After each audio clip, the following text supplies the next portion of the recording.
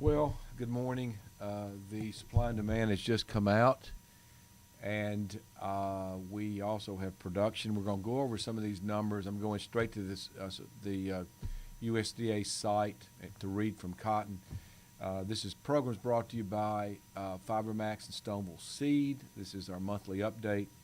I'll just tell you, looking at the markets, there's been some gyrations, but no real shocks in the market. And let's just start off with cotton. It's just best to go to their site and read what they've got in cotton. This month's 2018-19 cotton forecast includes slightly lower production, slightly lower mill use, and slightly lower ending stocks. Production is reduced 200,000 bales due to small declines outside the Southeast.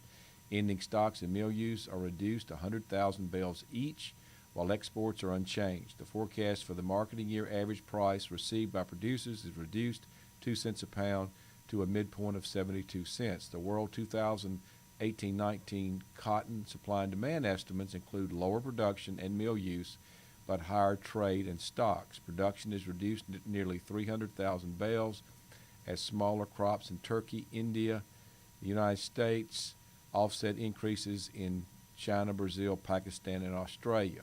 World trade is increased 600,000 bales as higher imports by China, Turkey, and Pakistan more than offset declines in Vietnam and Bangladesh. Exports rose by Brazil, Benin, and India, but fell for Turkey and Burkina Faso. Lower 2017-18 India mill use is largely responsible for the 600,000 bale increase in world beginning stocks. Projected 2018-19 consumption in India is reduced 500,000 bales since December and reduced 1 million bales for China. Global use is reduced 2 million bales with smaller declines in Vietnam, Turkey, and the United States. World 2018-19 ending stocks are now 2.3 million bales above their previous estimate, with a 2 million bale increase for China. Now, what does this mean for the market? Just before the report, cotton was down 15. Right now, cotton is down 13. No real change in this market. It firmed up at first, and then it sort of settled back down. Looking at grains, and I'm just going to go with what's come out here across the board.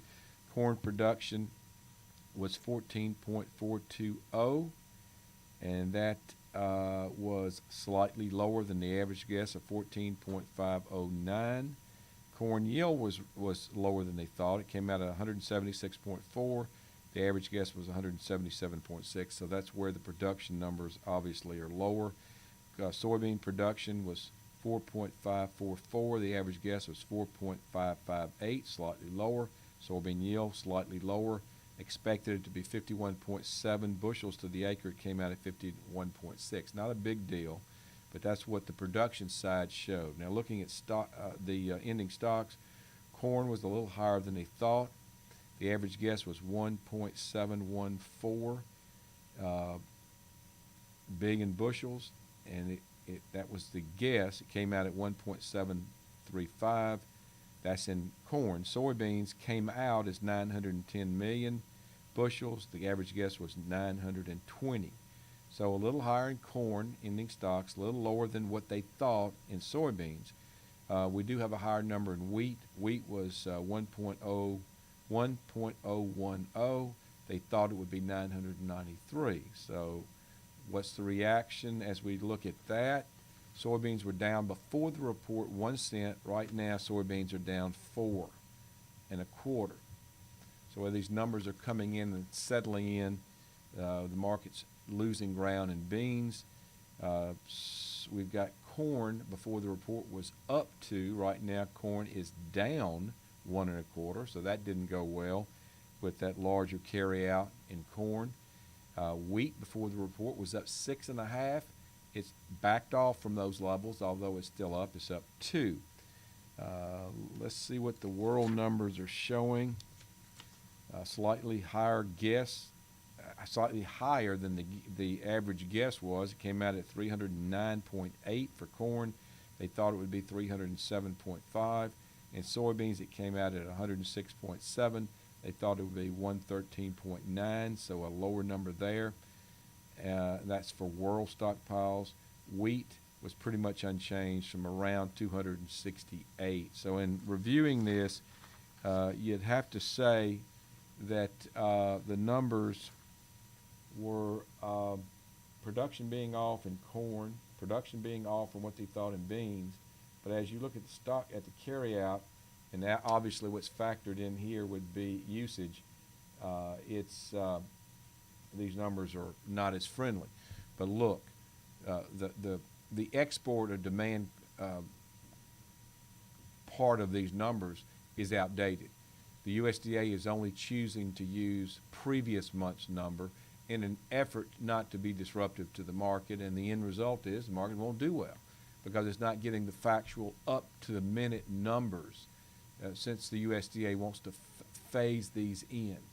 I think most people that keep up with the weekly actual shipments are seeing, doing the calculations, and I would feel will buy this market on these dips because they know what's coming will be good business and good numbers. So it's somewhat of an outdated number as soon as it comes out because it doesn't really accurately reflect up to what should be up to date. Sort of confusing, isn't it? Last look, cotton down 10, so pretty close to unchanged from when the report came out. We just have to say based on activity, that's a neutral number. Soybeans are down 2 cents from where they were before the report, a little negative. The corn market is down from where it was. It has swung down, is down 3.5 cents lower than it was before the report, obviously negative. And wheat was up 6.5, then it got to where it was up 2. Even as we speak, it's now up 4. So that one's probably a little negative, but it seems to be finding support. So that's really it. Thanks for being with us for this edition of FiberMax of the monthly crop report numbers coming to you from FiberMax and Stoneville Seed. We'll see you later.